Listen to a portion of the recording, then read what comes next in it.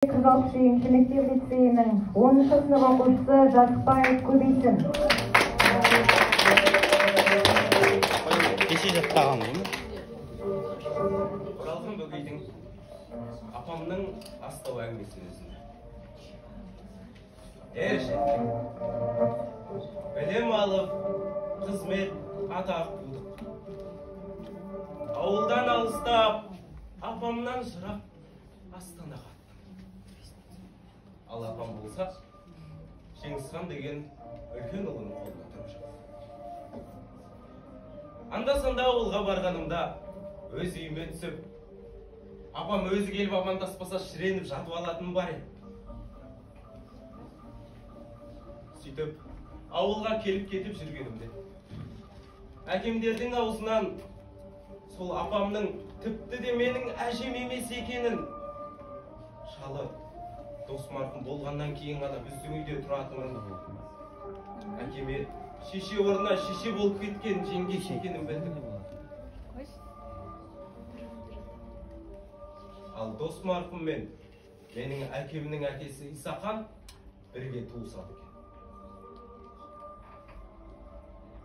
Мен сонда апамның соншалықты алыс, тым алыс екеніне көзім жеткенімен, жүрегім иланбай, жүрегім сол бәрібір баяғы кезде апамның жылы қойнын аялы алақаннан. Өткен жаз апам түсіме кірді. 80 жыл жолдас болған жарық астауын алдын алып, арпасын салып, қауызынан тазартып, желпіп отыр екен. Маған айтады екен дейді. Анау әлгі құдалар берген 10 сомды үйде шай жоқ болған соң мен алған еді.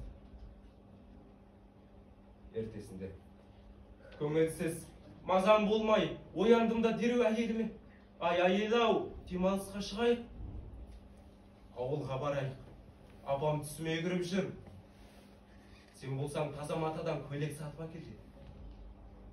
Неге екенін білмеймін. Сол сәтте жүрегім толқып, тебіреніп, белгісіз бір күш ауылға қарай асықтырды. Ауылға келген соңда баяғы әдетінше шіреніп жатып алмай, бұл шоғы тағат таппай апамның үйіне қарай құстай ұштым. Ертесінде таңғы сағат 8-де Шыңғысханның үлкен қызы жылап жүгіріп келді. Апам ауырып жатыр деді.